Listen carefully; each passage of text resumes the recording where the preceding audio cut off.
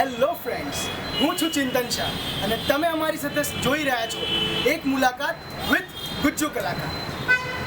એક મુલાકાત વિથ ગુજ્જુ કલાકારના આજના એપિસોડમાં આપણે વાત કરવા જઈ રહ્યા છીએ એક એવા યંગ ચહેરાની કે જેણે શાસ્ત્રીય સંગીત, ફિલ્મ સંગીત, સુગમ સંગીત, તબલા, હાર્મોનિયમ આ દરેક ક્ષેત્રમાં પોતાનું ખૂબ નાની ઉંમરમાં નામ મેળવ્યું છે. જેમનો અવાજ લોકોના દિલ પર કરે છે રાજ, જેમનો અવાજ લોકોના દિલ પર કરે છે રાજ, તેવા આપણા શાસ્ત્રી બલરાજ. તો મિત્રો, ચાલો આપણે બલરાજ શાસ્ત્રી સાથે એક મુલાકાત કરીએ.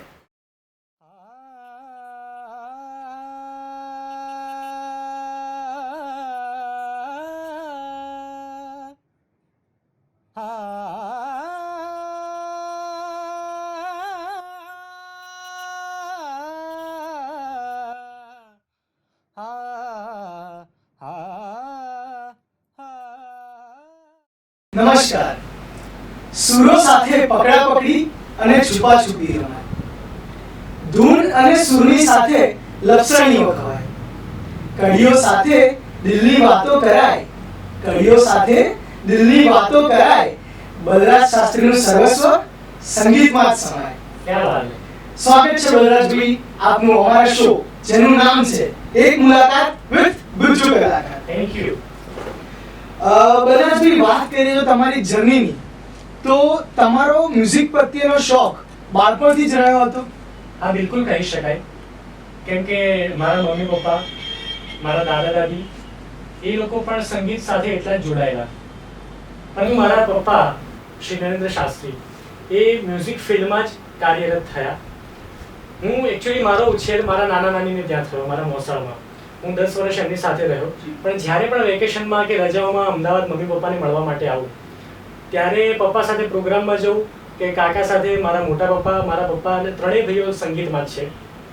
તો એમના સંગીતથી હું આકર્ષિત થઈને મને પણ સંગીતના ક્ષેત્રમાં આવવાની તીવ્ર ઈચ્છા થઈ.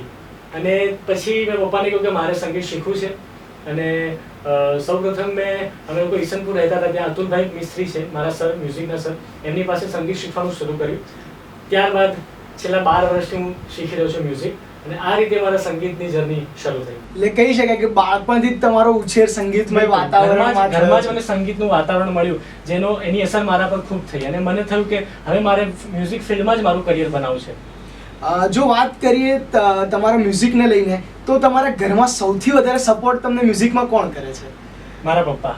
કેમ કે એનું રીઝન એવું છે કે જ્યારે 10મામાં મને સારા માર્ક્સ આવ્યા હતા, ત્યારે બધા રિલેટિવ્સ કહેતા હતા કે ભાઈ છોકરાને તમે ડોક્ટરિંગમાં મૂકો કે એન્જિનિયર બનાવો. પણ પપ્પાએ કહ્યું કે બેટા તારે જે કરવું હોય, તું ફ્રી છે, હું તને પૂરી સ્વતંત્રતા આપું છું, તારે જે કરવું એ કર. પણ મેં પપ્પાને કીધું કે મારે સંગીત કરવું છે.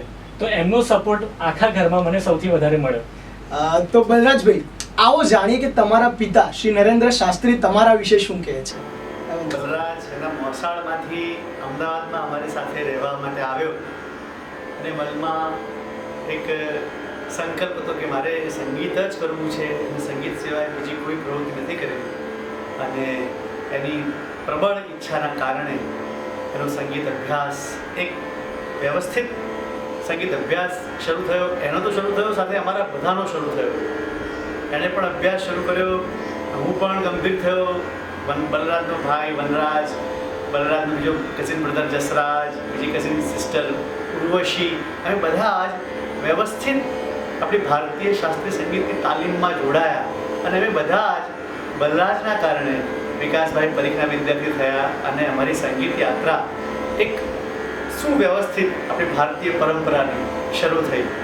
એટલે એનો યશ અમારા પરિવારનો બલરાજને અને અમારા ગુરુજી વિકાસભાઈને જઈ રહ્યો છે.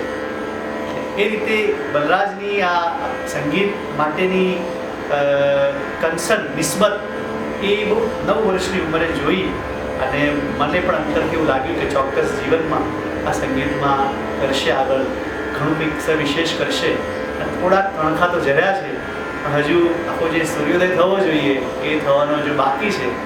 એ આવનારા સમયમાં મને, અમારા ગુરુજી વિકાસભાઈને, સૌ પરિવારજનોને એવી બલરાજ પ્રત્યે આશા છે કે આશા ચોક્કસ જીવનમાં સંગીત દ્વારા પૂરી કરશે. બલરાજભાઈ, જો વાત કરીએ સંગીતનો બદલાતો રસ, કે જેને કહી શકાય કે અત્યારે અર્બન મૂવીઝનું સંગીત છે અને આપણું પહેલાંનું સંગીત છે, તો એ બંનેમાં સિનેરિયો જે બદલાઈ રહ્યો છે એના વિશે તમારું શું કહેવું છે? અત્યારે અર્બન મૂવીઝ આવી રહ્યા છે, એનું મ્યુઝિક તમે સાંભળો અને આ પહેલાના સમયનું મ્યુઝિક સાંભળો તો એમાં ફરક છે. અને ફરક એટલા માટે છે કે તમારે જનરેશન પ્રમાણે મ્યુઝિક બદલવું પડે. નવી જનરેશન છે તો એ લોકોનો જે રસ છે, એ લોકોને જે ફ્લેવર ગમે છે, તમારે એ એમને આપવી પડે. એટલે જે ગીતો આજથી 15-20 વર્ષ પહેલા હાર્મોનિયમ કે તબલા ઢોલક પર ગાવામાં આવતા હતા, એ જ ગીતો આજે કીબોર્ડ છે, ગિટાર છે, ડ્રમ્સ, ગુજરાતી જ ગીતો, આપણા જ માતૃભાષાના ગીતો આજે એની સાથે એક્સપેરિમેન્ટ કરીને એને ગાવામાં આવે છે. તો બલરાજભાઈ, આવું જ કંઈક સોંગ તમે અમારા દર્શકોને પીરસવા માંગો તો? બિલકુલ, કેમ નહીં. કોક સ્ટુડિયોનું એક ગીત છે, સચિન જીગરનું બનાવેલું, ગુજરાતી જ છે તેવું પણ, અને એ હું ગાઈશ.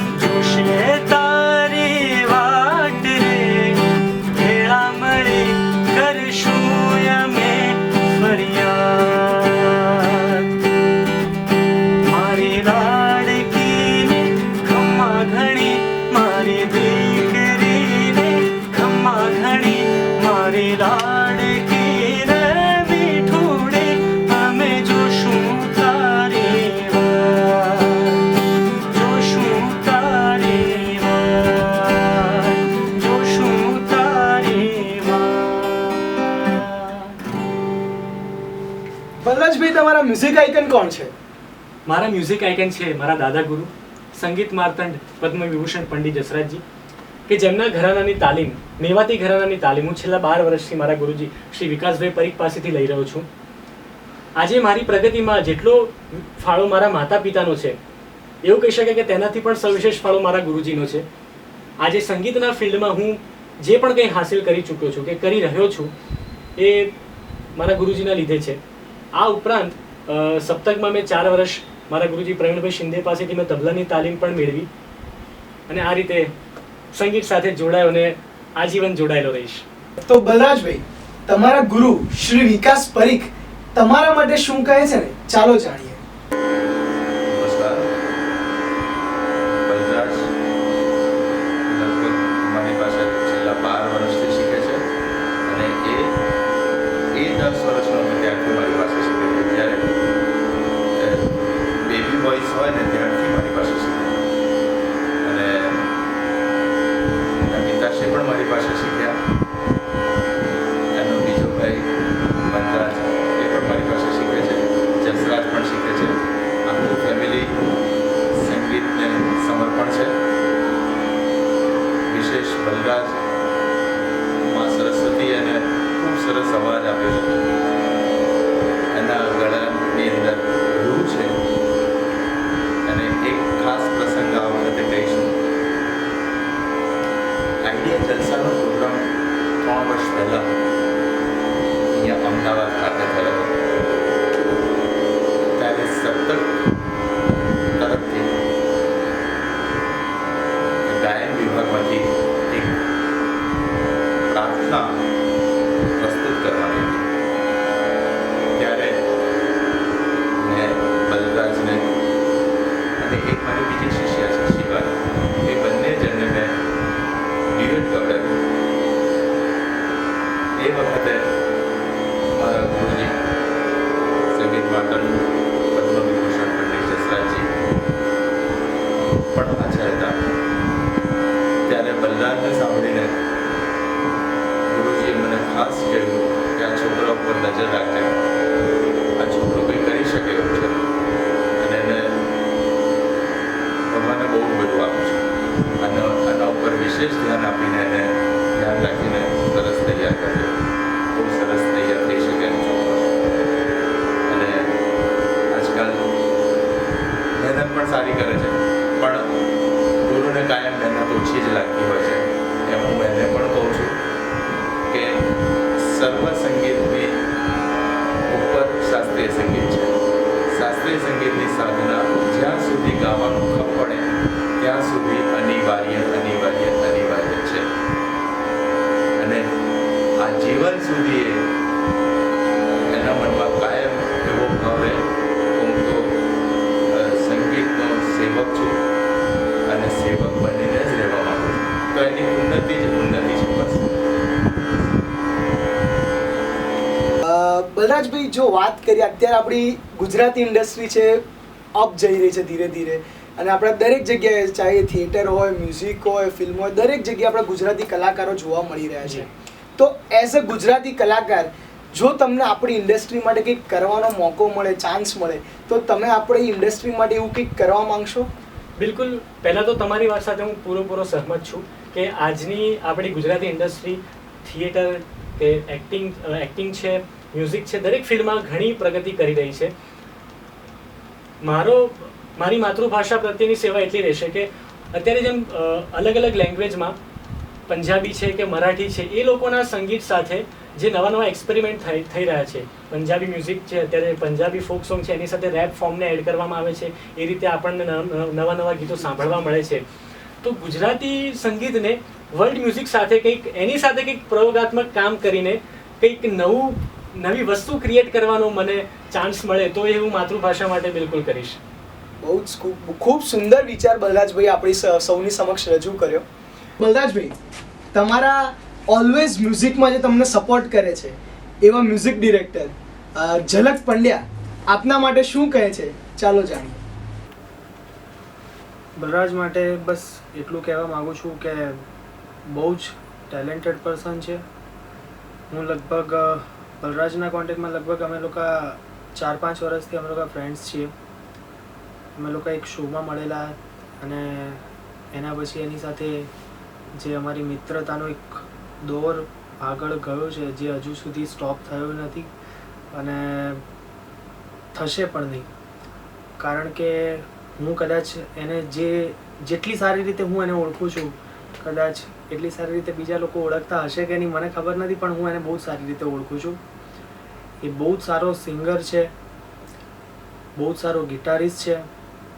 ગિટારિસ્ટમાં પણ જ્યારે અમે લોકો હું ગિટારિસ્ટ સારું એટલે કહેવા માગું છું કારણ કે જ્યારે અમે લોકો સાથે શોમાં હોઈએ છીએ ત્યારે અમે લોકો કોર્ડ્સ વગાડતા હોઈએ છીએ, જ્યારે એ ગિટાર લઈને ગાતો હોય છે અને હું કીબોર્ડ લઈને હું જ્યારે કોર્ડ્સને અમે લોકો આખો એક અનપ્લગ શોઝ કરતા હોઈએ છીએ ત્યારે મારા અને એના કોર્ડ્સ ઓલવેઝ અમે કદાચ પ્રિપેરેશન ના પણ કર્યું હોય કોઈ સોંગનું છતાં અમારા બંનેનું ટ્યુનિંગ એવું છે કે જેના લીધે અમે કંઈ પણ વગાડીએ ને તો એ સરખું જ અમે વગાડીએ, જેથી લાઈવ શોમાં એવું ક્લેશિંગ્સના જે ધારો કે મોટા મોટા શોઝ થતા હોય છે, કોન્સર્ટ્સ થતી હોય છે, તો એની અંદર એ લોકો રિહર્સલ્સ કરીને પછી એ લોકો પરફોર્મ કરતા હોય છે. અમે લોકો આજ સુધી ક્યારે અમે લોકો શોઝમાં અમે રિહર્સલ્સ નથી કર્યું અને ક્યારે એવું સિક્વન્સ જેવું બનાવ્યું નથી કે આના પછી આ સોંગ્સ લઈશું કે એવી રીતના. એ છતાં અમે લોકો શોઝ કરીએ છીએ અને અમને એકબીજા સાથે બહુ જ મજા આવે છે. એને એટલા માટે હું કહી શકું કે એ બહુ સારો ગિટારિસ્ટ છે. પ્લસ એ બેઝિકલી ક્લાસિકલ સિંગર છે અને છેલ્લા ઘણા વર્ષોથી એ ક્લાસિકલ શીખી રહ્યો છે અને એની ગાવાની જે અદા છે એની અંદર એક જે ફીલ છે એ બહુ ડિફરન્ટ છે.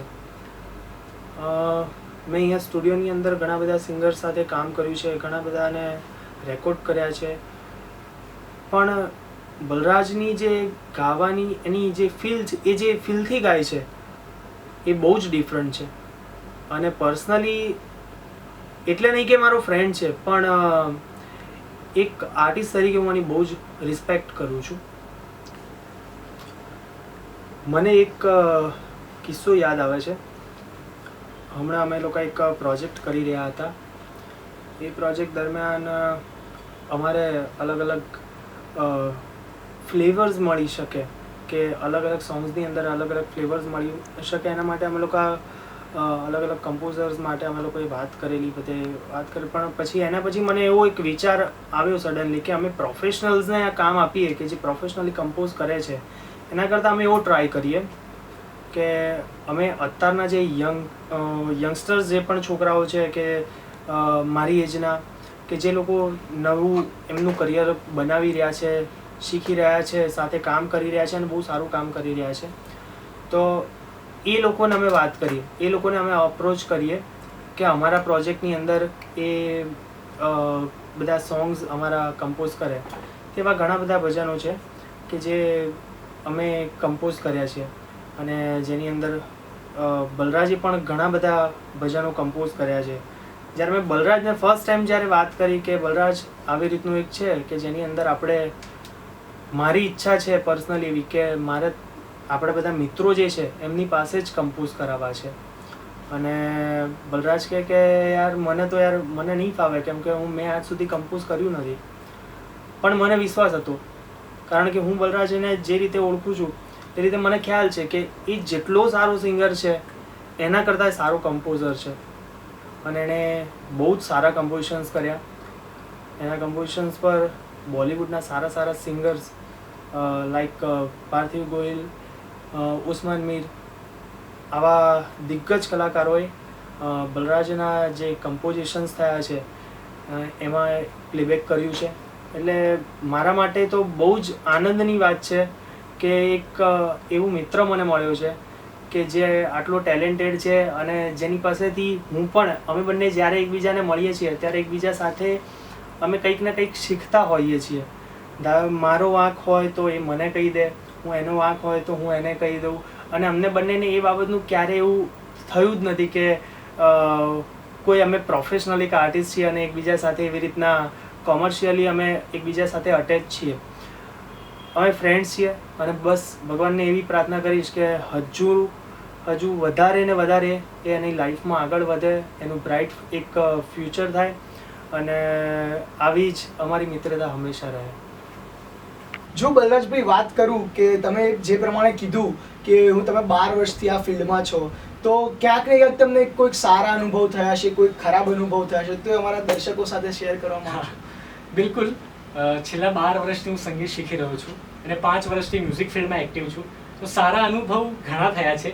એમાંનો સૌથી સારો અનુભવ હું કહું તો જ્યારે મેં 2012માં સપ્તકના સ્ટેજ પર મને પરફોર્મ કરવા મળ્યું, એ મારા જીવનનો સૌથી યાદગાર પ્રસંગ હતો.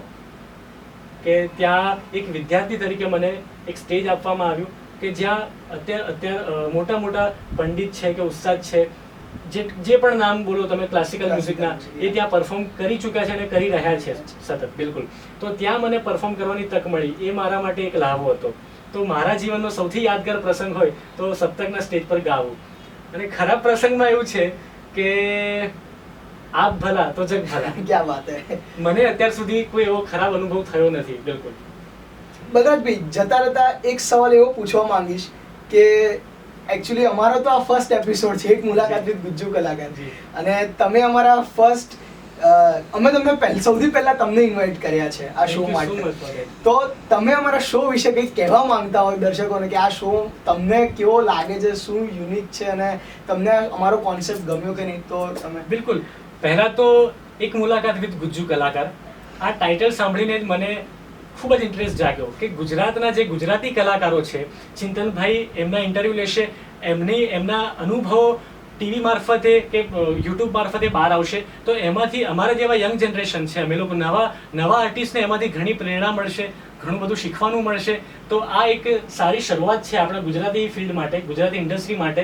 અને હું મારી જાતને ખૂબ જ એટલે સૌભાગ્યવાન સમજુ છું કે આ પહેલો એપિસોડ છે અને તમે મને ઇન્વાઇટ કર્યો. થેન્ક યુ સો મચ ચિંતનભાઈ. થેન્ક યુ બલરાજભાઈ. તો આવો મિત્રો, બલરાજ શાસ્ત્રીના કંઠે આપણે રાગ આહિર ભૈરવ મળીએ.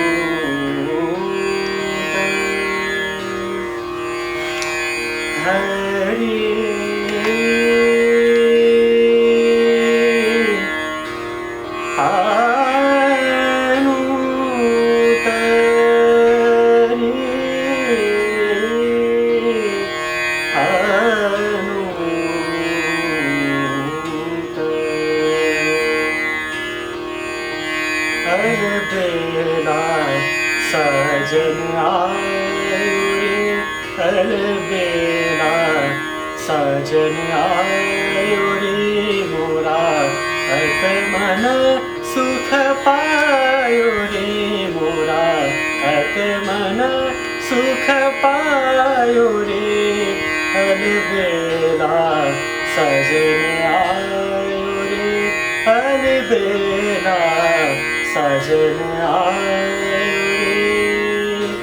चौक पुरावो मंगल गावो चौक पुरावो मंगल गावो मन रंग नित पायो रे अलबेला सजन आयो रे अलबेला सजन आयो रे सजन आयो रे सजन आयो